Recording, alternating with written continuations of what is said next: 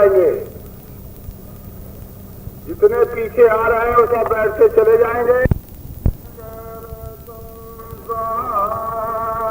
जब तू जाएगा कोई न साथी तेरा साथ निभाएगा।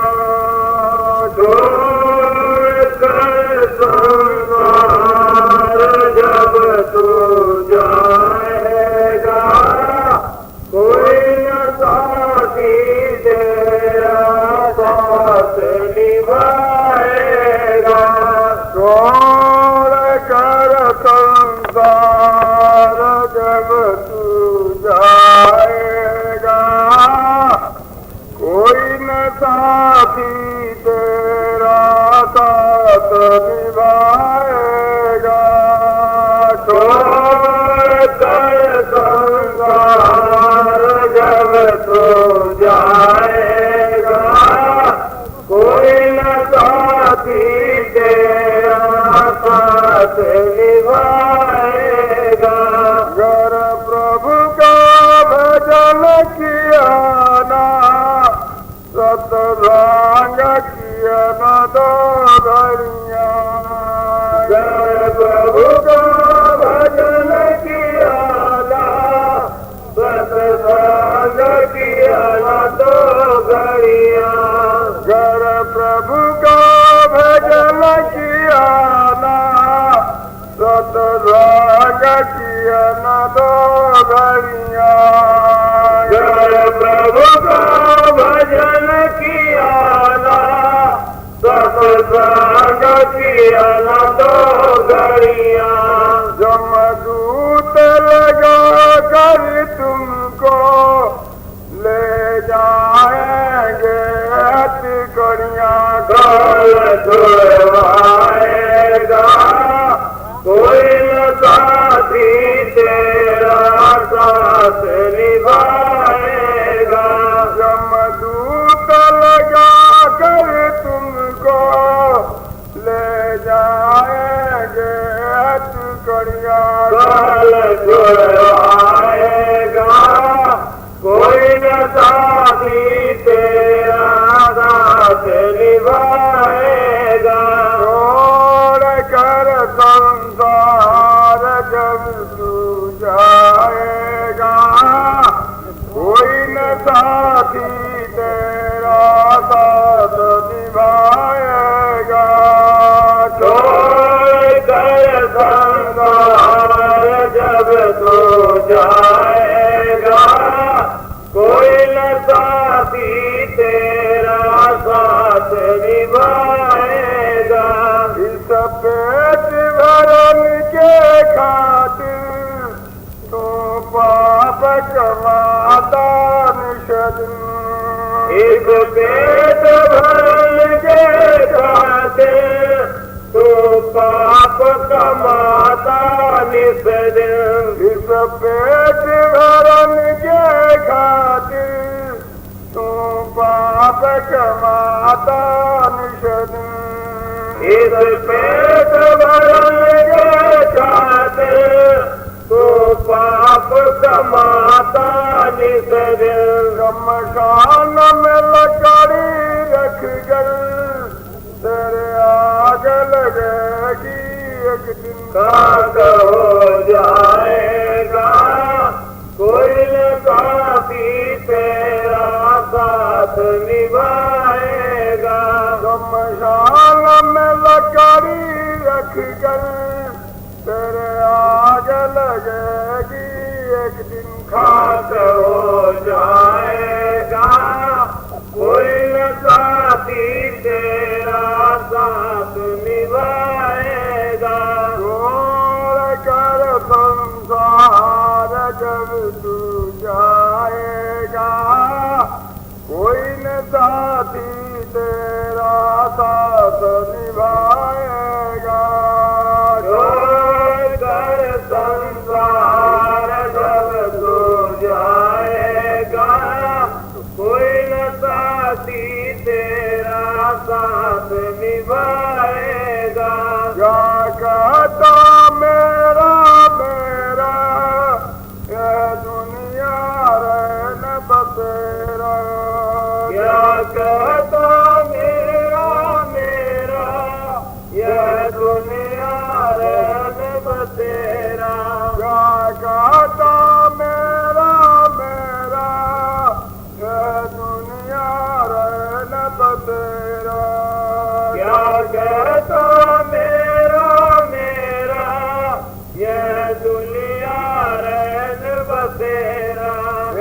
कोई न रहने पाता है चंद दिनों का डेरा।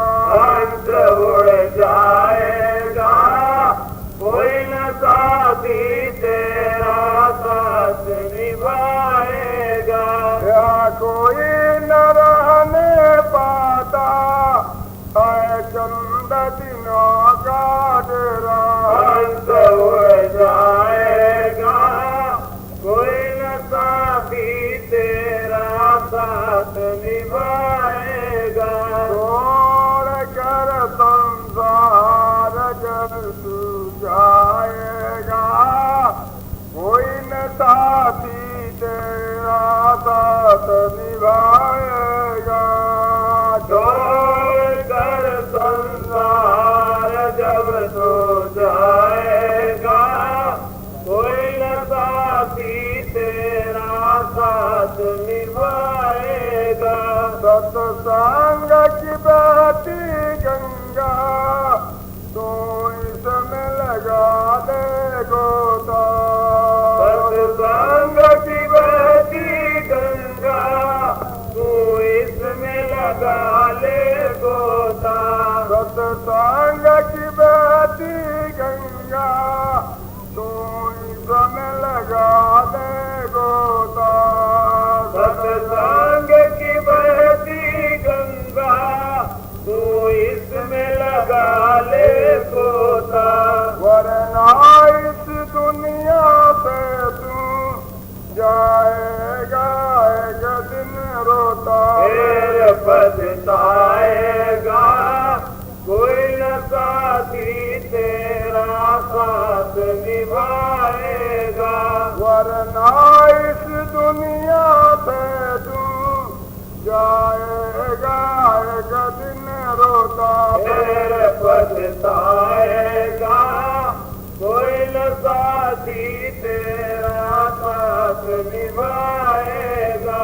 छोड़ कर संसार जल तू जाएगा कोई न साथी तेरा साथ निभाएगा।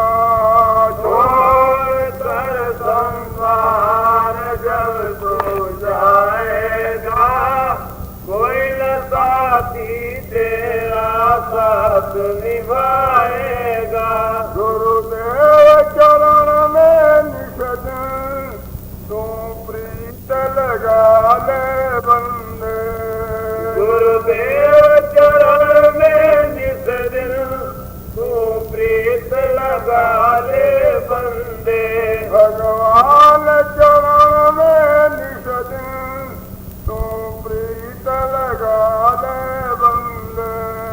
भगवान चरण में निस दिन तू प्रीत लगा ले बंदे।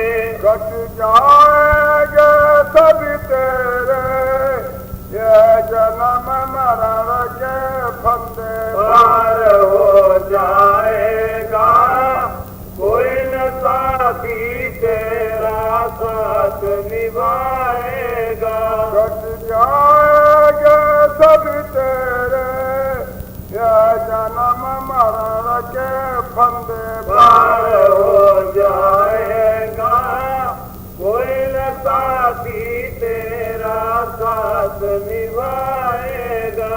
छोड़ कर संसार जल तू जाएगा कोई न साथी तेरा साथ निभाएगा। छोड़ कर संसार जब तू जाएगा कोई न साथी तेरा साथ निभाएगा।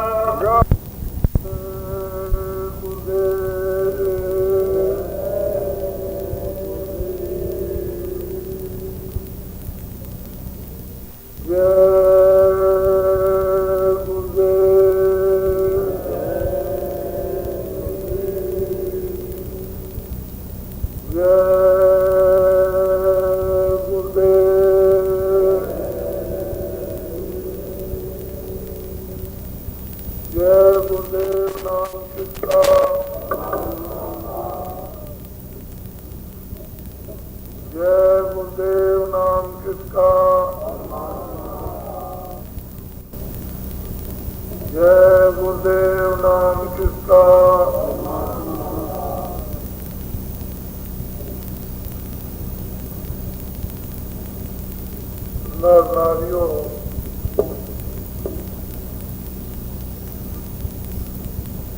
बच्चे और बच्चियों, आज का दिन, आज का समय हम सब लोगों के लिए बड़ा ही सौभाग्यशाली है। ऐसे दिन और समय जीवन में मिलते नहीं है और कभी कभी परमात्मा ने आपको अनमोल ये मनुष्य शरीर दे दिया। उसकी कृपा और दया आप पर हो गई। इससे बड़ी और वो कृपा क्या करेगा? आपको उत्तम से उत्तम और ऊंचा से ऊंचा पंच भौतिक अनमोल मनुष्य शरीर उसने दिया। जिस शरीर की स्वर्गलोक में देवता भी याचना करते हैं कि हे प्रभु, हमको मृतलोक में ये मानव शरीर दे दो तो हम भजन करके उस परम पिता परमात्मा को प्राप्त करें। वो शरीर आपको दया करके देते हैं। अनेकों जन्मों के पुण्य, अनेकों जन्मों के शुभ संचय कर्म, अनेकों जन्मों की तपस्या का फल जब जमा हो जाता है तो ये मानव शरीर कभी कभी दिखता है। इस मानव अनमोल शरीर को दो अधिकार उस परम पिता परमात्मा ईश्वर खुदा ने दिए हैं। एक तो अच्छे काम करने का, एक बुरे काम करने। बुरा से बुरा काम करो, अच्छा से अच्छा काम करो। भगवान की तरफ यानी खुदा की ओर से कोई भी रोक टोक और ममानियत नहीं। आंख से अच्छा देखो बुरा, कान से अच्छा सुनो बुरा, वाणी से अच्छा बोलो बुरा, मन से अच्छा संकल्प करो बुरा, बुद्धि से अच्छे विचार करो बुरे, हाथ और पैरों से अच्छा काम करो बुरा। उसकी तरफ से कोई किसी तरह का बंधन आपके ऊपर नहीं है। जो कुछ भी अच्छे बुरे आप काम करोगे उसके यहाँ सब के सब लिखे जाए। आज 24 घंटों में कितना आपने अच्छा कितना बुरा किया, कितना सच और सत्य बोले, कितना पानी पिलाया, कितनी पूजा और इबादत की, कितनी दूसरों की आपने सेवा की, कितना झूठ बोले, कितना धोखा दिया, कितनी बेईमानी, कितनी चोरी की, कितनी डकैती की, कितना कत्ल किया। अच्छे और बुरे दोनों कामों को 24 घंटे के लिखेगा और वो आपसे कुछ नहीं करेगा। उसने अनमोल मनुष्य शरीर आपको दे दिया। बड़े बड़े ऋषि मुनि साधु संत महात्मा फकीरों को भेजा कि जाओ मनुष्यों की आजादी और अधिकार को बता दो कि अनमोल ये मनुष्य शरीर ये जिस्म बेकीमती है और थोड़े दिन के लिए दिया जा रहा। शरीर की रक्षा के लिए आप मेहनत का काम करो, जिससे खाना भी मिले, कपड़े भी मिले, रहने को जगह भी मिल जाए। अच्छे काम करो, आदर भी मिले, सेवा भी मिल जाए, सेवा कर दो, आदर कर दो। उसके लिए बड़े बड़े फकीर महात्माओं को भेजा और तमाम मजहब और धर्म पुस्तकों को सामने रखा और कहा जाओ इनको बताओ जाकर।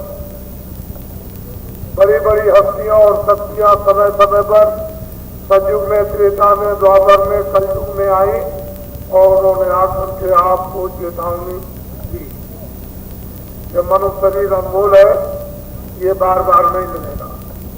एक बार उसने ये अवसर दे दिया।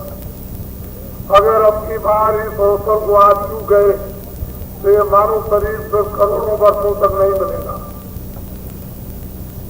ये मनुष्य शरीर क्या है? किराए का मकान।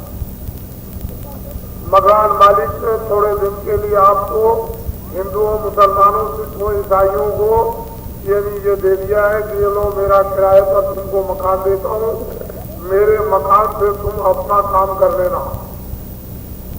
और वो किसका काम? जीवात्मा। किसका काम है? रूह का।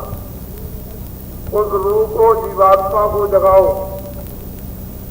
इसलिए मैं तुमको पाक साफ पवित्र निर्मल ये अनमोल मनुष्य शरीर देता हूँ। लेकिन आपने इस पर विचार नहीं किया। ये जो कुछ भी आपको दिखाई दे रहा है ये सब माया की छाया है। इसमें माया नहीं है, उसकी छाया है। इस माया की छाया को आप अज्ञानता में कहते हो ये मेरी, कोई कहता है मेरी, कोई कहता है बगीचा मेरा, कोई कहता है जमीन मेरी, कोई कहता है जानवर मेरे, कोई कुछ कहता है मेरा। इसी बीच में काम, क्रोध, लोभ, मोह, अहंकार उत्पन्न हो जाएगा तो बुद्धि हो जाएगी भ्रष्ट। आप हो जाओगे पागल। समय आपका अनमोल निकल जाएगा। जैसे ही समय पूरा हुआ, मकान मालिक जिसने आपको अनमोल मनुष्य शरीर आपको दिया है वो फौरन सिपाहियों को भेज देगा कि जाओ समय पूरा हो गया है, मेरा मकान खाली करा। सिपाही दौड़ेंगे, रमेश तुम्हारा समय पूरा हो गया, मकान जल्दी खाली करो। रमजान तुम्हारा वक्त पूरा हो गया है, जल्दी से जिसकी तैयारी करो, खाली कर दो। सिपाही दौड़ पड़ेंगे, फरिश्ते दौड़ेंगे और दौड़ते ही सामने खड़े हो जाएंगे। उनकी शकल और सूरत को देखकर तुम्हारा होश उड़ जाएगा। कहेंगे मालिक का ये हुक्म हो गया, मकान खाली। जैसे ही सामने आएंगे न आपको देखने देंगे, न सुनने देंगे, न बोलने देंगे, न विचार करने देंगे। फरमाना लेकर आएंगे, मकान अभी इसी वक्त खाली करो। आप न माँ से कह सकते हो, न भाई से कह सकते हो, न पति से, न पत्नी से कह सकते हो, न मित्रों से कह सकते हो, न कोई बता सकते हो है मकान खाली करो। एक मिनट भी नहीं लगेगा। वही सिपाही मन को, बुद्धि को, चित्त को, प्राणों को, जीवात्मा को इस किराए के मकान से घसीट कर निकाल बाहर। ये मकान जमीन पर गिर जाएगा। इससे नफरत और घृणा हो जाएगी। मुसलमान कपड़ा डालेंगे, हिंदू कपड़े डालेंगे और मातम मनाकर अफसोस करते हुए सीधे ले चलेंगे। हिंदू नगरियों पर रख करके देखते देखते जला देंगे। मुसलमान इसको देखते देखते गड्ढा खोद के गाड़ दें। ये आपकी अंतिम सीमा है, ये अंतिम आपका किनारा है। इसके आगे ये माया की छाया, मकान, जमीन, बाग, बगीचे, जानवर, दोस्त और मित्र और भाई और बंद और स्त्री और ये सब सोना चांदी आपको ये। अब आप ये बताओ कि जब किराए के मकान से आप निकाले जाओगे तो आप कुछ ले जाओगे? बोलो जोर से। नहीं ले जाओगे। तो बाबा जी आपको होश दिलाना चाहिए। ये होश दिलाना चाहते हैं कि मनुष्य शरीर अनमोल है, ये कर्म करने के लिए आपको दिया गया और वो भी अच्छे काम करने के लिए, बुरे नहीं। तो किसान जो है, काश्तकार, ये सुबह उठे तो खेती का काम करें, दुकान वाले दुकान का काम करें, दफ्तर वाले दफ्तर का काम करें और ईमानदारी मेहनत के साथ। काश्तकार, दुकानदार, दफ्तर वाले ईमानदारी मेहनत से काम करें। ये आपकी शारीरिक ये ड्यूटी, शारीरिक दायित्व, शारीरिक कर्तव्य है। शाम को आए आप अपने अपने बाल बच्चों की सेवा और खिदमत। जब ये दोनों ड्यूटियां आपकी पूरी हो गई, दोनों जिम्मेदारियां आपकी हिंदू मुसलमान की किराइयों की पूरी हो गई और अब शाम को कोई काम का समय नहीं है, तो मुसलमान और हिंदू और सिख ईसाई, दिन में खेती, दुकान, दफ्तर का काम, शाम को बच्चों की सेवा, और जब सोने जाओ तो 15 मिनट सोने के पहले। हिंदू जो है मनुष्य रूपी मंदिर में सच्चे भगवान का भजन। मुसलमान 15 मिनट सोने के पहले जिस्मानी मस्जिद में सच्चे खुदा की इबादत, और ईसाई इस बाड़ी में उस घाट की सच्ची रस, और सिख स्तन में उस नाम और ग्रंथ का पाठ या नाम की कमाई। चारों वर्गों के, चारों जातियों के, चारों धर्मों के लोग, ऋषि मुनि महात्मा अपने अपने फकीरों के बताए हुए मार्ग के मुताबिक लग जाएं कि दिन में खेती, दुकान, दफ्तर का काम, शाम को बच्चों की सेवा, और उसके बाद इबादत, भजन और प्रार्थना और पाठ। तो दुनिया की तमाम मुसीबत, तमाम तकलीफ, तमाम हैरानी और परेशानी और झूठ और छल और कपट और फरेब, वादा खिलाफी और कतरे आम, बच्चों को मारना, बच्चों को, ये सब आप कहोगे कि बाबा जी, हिंदू कहेंगे मैं भजन नहीं करता, मुसलमान कहेंगे नहीं मुझसे इबादत नहीं होती, ईसाई कहेंगे मैं गाड की प्रार्थना नहीं कर सकता, सिख कहेंगे हम नाम की कमाई नहीं करेंगे। तो बाबा जी ये कहेंगे कि आपने अभी तकलीफ देखी का, मुसीबत अभी आपने देखी का, अकाल और सूखा और भूखमरी आपने देखी का, अभी बीमारी और कत्लेआम आपने देखा था, वो तो बच्चा आगे आने वाला है, वो तो आगे आएगा। लेकिन मेरा फर्ज है, मेरा दायित्व है, मेरा कर्तव्य है कि तुमको उस मुसीबत से आगाह कर दें कि तुमने अभी मुसीबत नहीं देखी। ये जरूर है कि किताबें लिख रही हैं मजहब की, धर्मों की, कि कोराम का समय आएगा, धर्म लोप हो जाएगा। जब कोराम का समय आएगा तो आसमान से फकीर खुदा के पैगाम को लेकर उतरेगा और सारी इंसान जाति को खुदा का पैगाम सुनाएगा।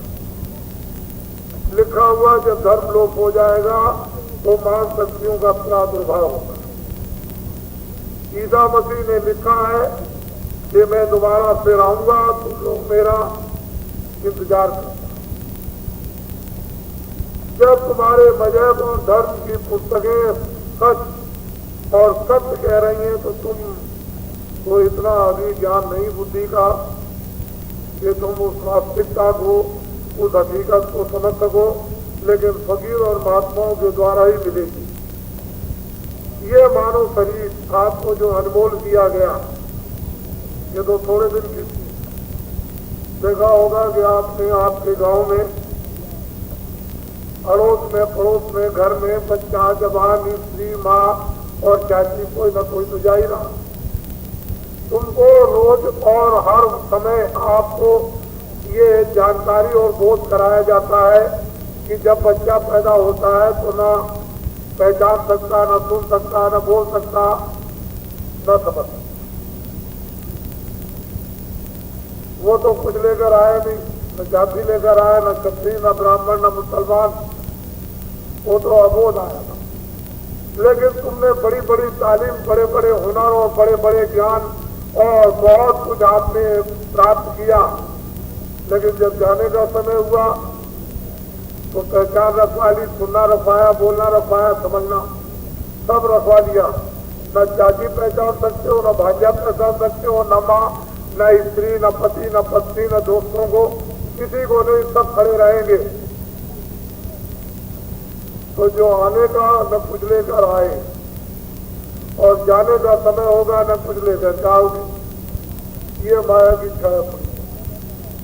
अब ये आपको जानना चाहिए कि ये जो कुछ मेहनत हमने की है, मशक्कत की है, झूठ बोले हैं, धोखा दिया है, सोना इकट्ठा किया, चांदी जमीन बनाई, जानवर रखे, हमने ये सब काम किए, लेकिन ये किसके लिए? ठीक है, तुमने जमा किया करोड़ करो, लाख करो, 10 करोड़ करो, अरब करो, मैं नहीं मना करता। तुम 10 मकान रखो, 10 बगीचे रखो, 1000 एकड़ जमीन रखो, हम आपको मना करें तब कहो, लेकिन ये विज्ञान तो होना ही चाहिए। ये सब संबंधित किससे है? शरीर। शरीर क्या है? पंचभौतिक किराए का मकान। तो इसमें कौन रहता है? जीवात्मा।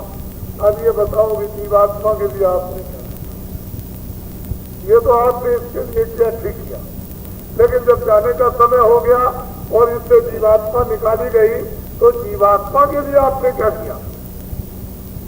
फिर उसकी कौन हत्या करेगा? उसकी संभाल कौन करेगा? उसको कौन जन्म मरण की पीड़ा से और नरकों से 84 से बचाएगा? तो कुछ उसके लिए भी आपको चतुर और होशियार बुद्धिमान आप चाहिए था कि कुछ जीवात्मा के लिए भी कर लेते। तो ये शरीर के लिए और वो जीवात्मा के लिए। तो तुम 23 घंटे तो समय लगाओ शरीर की रक्षा के लिए। तुम 100 भी खेती करो, दुकान करो, दफ्तर का काम, बच्चों की सेवा करो, बच्चों से सेवा लो, लेकिन कम से कम इतना तो कि आधा घंटा, 1 घंटा, 24 घंटे में इस जीवात्मा के लिए भी कुछ निकालो जो उसका भी धन जमा हो जाए। जब ये जाने लगे तो उसकी रक्षा हो जाए, उसकी हिफाजत हो जाए। तो तुम बुद्धिमान नहीं रहे, होशियार हो, जब तुम नहीं गए, जीवात्मा के लिए कुछ नहीं किया और शरीर के लिए तुम लगे पड़े रह गए। तो शरीर किराए का मकान है, मकान मालिक नहीं। लेते वक्त में उसको कोई दया नहीं, देते वक्त में उसने आपको दे दिया और लेते वक्त में और वो चिल्लाएगा कि मैंने तुमको पवित्र दिया था, साफ दिया था, पाक साफ और निर्मल दिया था, तुमने मेरे शरीर को क्यों गंदा किया? तो फिर दोजख में नरकों में ले जाएगा और वहां पिटाई करेगा। करोड़ों करोड़ों वर्षों तक नरकों में काटे जाओगे, पीटे जाओगे, मारे जाओगे, सड़ाए जाओगे, तुम रोओगे, चिल्लाओगे, लाखों लाखों मील तक आवाज रोने की जाएगी और कोई सुनने वाला नहीं होगा। तुमको तो ये विज्ञान मालूम नहीं, तुम तो बस ये है कि पेट के लिए पड़े होता है। अरे पेट भी भर लेते, मना कौन करता? तो मैं आपको ये बताना चाहता हूं कि मैं आपको साधु बनाने नहीं आया। कोई आदमी ये सोच ले कि बाबा जी साधु बनाने आए, मेरा काम नहीं।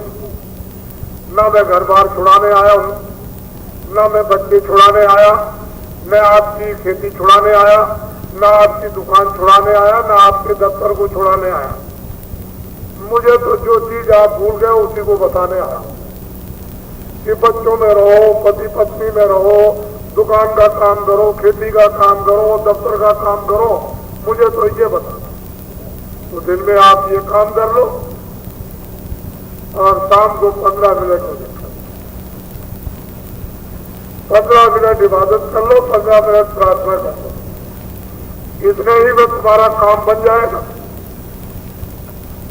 अरे तुम बड़ी निधि और बड़ी संपत्ति, बड़ा खजाना, बड़ा धन तुम प्राप्त कर लोगे, जिसमें कि भोग है, संताप है, चिंता है। ये जो आप जब बड़े गरीब हो गए, जब तुम भगवान का भजन, खुदा की इबादत करोगे, तभी तो उसकी मेहरबानी दया होगी, तो बरकत मिलेगी। और बरकत से शारीरिक क्लेश चले जाएंगे, दुख चला जाएगा, परिवार का संकट चला जाएगा, लेकिन तुम भजन करोगे ही नहीं। तो रामायण में लिखा है, जीवन के कष्ट और कलेश हर भजन न जाए, बिना भगवान के भजन के नहीं जाए, चाहे जितना भी तुम कुछ कर लो। अरे उनको देखो जिनके पास में अरबों रुपए, करोड़ों रुपए, कितने दुखी हैं, कितने परेशान हैं, और वो कहते हैं महाराज दया कर दीजिए। और बेचारे गरीब है, वो भी कहते हैं महाराज दया दुआ दे दीजिए। किससे नहीं कुछ मिलेगा। और भगवान का भजन करने लगो तो दोनों मिल जाएंगे, शरीर भी सुखी रहेगा, परिवार भी सुखी रहेगा और आत्मा भी सुखी हो जाएगी। शरीर को भी चेतना मिल जाएगी और आत्मा को भी चेतना मिल जाएगी, लोक भी बन जाएगा, परलोक भी बन जाएगा, तुम स्वर्ग भी जीते जी पा जाओगे, मुक्ति और मोक्ष भी मिल जाएगी और जन्म मरण की पीड़ा से छुटकारा पा जाओगे, 84 नरकों से हमेशा के लिए मुक्त हो जाओगे। लेकिन बाबा जी की बात को नहीं सुनोगे तो बहुत पहले तो मैं अनमोल चीज आपको दे दूं। ये सोना चांदी हीरे जवाहरात बांटने से नहीं मिलेगा, इस मिट्टी को हीरा बना दो और लोगों से कहो कि आत्माओं का धन दे दो, आत्माओं का धन दे दो, सोना ले लो और हीरा ले लो, तो ये नहीं मिलेगा। जब उसकी दया मेहरबानी कृपा उन फकीरों पर, उन महात्माओं पर होगी कि जाओ ये सब खैरात और मुफ्त में बांटो, तो आत्माओं का धन सब मिलेगा, ऐसे नहीं मिलेगा। मुफ्त बांटा जाता खैरात में, उसके एवज में कोई मोल तोल नहीं हो सकता, वो बिना मोल तोल के, उसकी कोई कीमत नहीं है, वो अमोलक धन, उसका खजाना, उसका दरवाजा, उसका रास्ता, उसकी देखने की आंखें, सब तुम्हारे पास है। लेकिन तुमको कोई महात्मा सच्चे नहीं मिले, कोई फकीर नहीं मिले जो सच्चे फकीर महात्मा मिल जाते और सच्चा मनुष्य मंदिर में भगवान का सच्चा गोपनीय भेद आपको दे देते कि देखो इस तरह से जीवात्मा जाग जाएगी। तो ये ऐसे कुछ नहीं, आपसे कुछ मांगने नहीं आए। ये कार्यक्रम हो रहा है मोम ज्योतक हितयर कास्कार